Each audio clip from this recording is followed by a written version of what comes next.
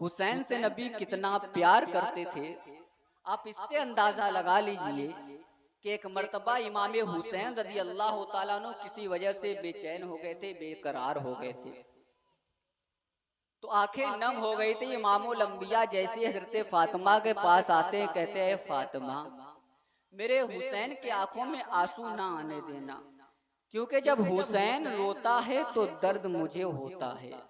इस कदर प्यार करते इमामुल अंबिया हुसैन से।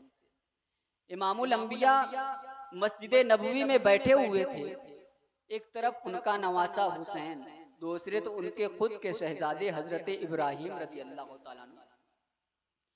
इमामुल अंबिया हुसैन से भी प्यार कर रहे हैं और हजरत इब्राहिम से भी प्यार कर रहे हैं। और कौन ऐसा बाप होगा जिसको अपने बेटे से प्यार नहीं होगा? आप हालात का जायजा ले लीजिए, बाप अपने बेटे ही के खातिर पूरे मोहल्ले से लड़ाई करता है, बाप अपने बेटे ही के खातिर पूरे रिश्तेदारों से लड़ाई करता है, और वो तो इमामुल अंबिया हैं, उन्हें कितना प्यार होगा अपने बेटे से। मगर आप देखिए, एक तरफ हजरत इब्राहिम रज़ी अल्लाह तआला अन्हु और दूसरी तरफ इमाम हुसैन रज़ी अल्लाह तआला अन्हु। कभी इमामुल अंबिया हजरत इब्राहिम से प्यार कर रहे हैं तो कभी इमाम हुसैन से।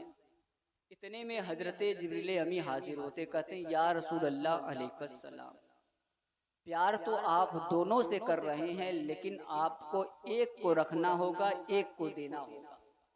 अल्लाह का हुक्म हुआ है, अब आप चाहे तो अपने बेटे इब्राहिम को अपने पास रख ले, या आप चाहे तो अपने नवासे इमाम हुसैन को अपने पास रख ले। अब इमामुल अंबिया कभी हुसैन की तरफ देखते हैं, कभी अपने बेटे इब्राहिम की तरफ देखते हैं। फिर इमामुल अंबिया अपने दस्ते मुकद्दस को हजरत इमाम हुसैन रज़ी अल्लाह तआला अन्हु के सर पर रख देते हैं।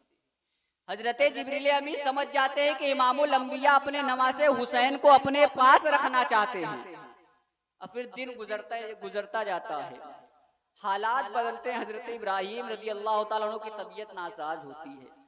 फिर एक दिन ऐसा भी आता है, कहते इब्राहिम रज़ी अल्लाह तआला अन्हु दारे फानी से दारे बका की तरफ कूच कर जाते हैं। और फिर दिन गुजरते जाता है, हजरत सिद्दीक़ अकबर रज़ी अल्लाह तआला अन्हु इमाम हुसैन की बारगाह में आते और कहते हुसैन तुम्हें मालूम है तुम्हारे नाना ने तुम्हारे मामू की कुर्बानी दे करके तुम्हें बचाया है। उमर फारूक आते हैं तो कहते हुसैन मालूम है इमामुल अंबिया ने अपने बेटे की कुर्बानी देकर तुम्हें बचाया है। उस्मान गनी आते हैं तो वो भी यही कहते हैं कि हुसैन मालूम है तुम्हारे नाना ने अपने बेटे की कुर्बानी देकर तुम्हें बचाया है। मौला अली आते हैं तो वो भी यही कहते हैं मेरे बेटे हुसैन तुम्हें मालूम है तुम्हारे नाना ने तुम्हारे मामू की कुर्बानी देकर तुम्हें बचाया है। उधर पर्दे से आवाज आती है बेटा हुसैन तेरे नाना ने तेरे मामू यानी मेरे भाई की कुर्बानी देकर तुझे बचाया है। इमाम हुसैन ने कहा हाँ हाँ मुझे मालूम है कि मेरे नाना ने मेरे मामू की कुर्बानी देकर मुझे बचाया है। अबू बकर सिद्दीक मुझे मालूम है, उमर फारूक मुझे मालूम है कि मेरे नाना ने मेरे मामू की कुर्बानी देकर मुझे बचाया है। हर एक से इमाम हुसैन ने कहा हाँ हाँ मुझे मालूम है, मैं जानता हूँ कि मेरे नाना जान ने मेरे मामू की कुर्बानी देकर मुझे बचाया है।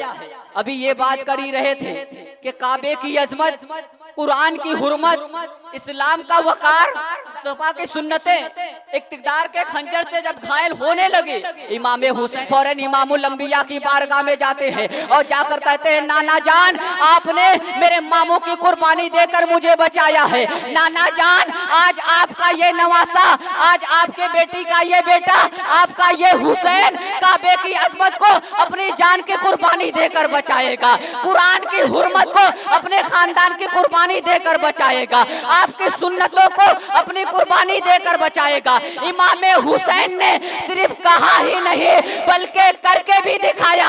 अली अकबर को कटा दिया, काबे की अजमत को बचा लिया, अली असगर को कटा दिया मगर कुरान की हुर्मत को बचा लिया, खुद को भी जामे शहादत नोश फरमा लिया लेकिन मुस्तफा की सुन्नतों को बचा लिया।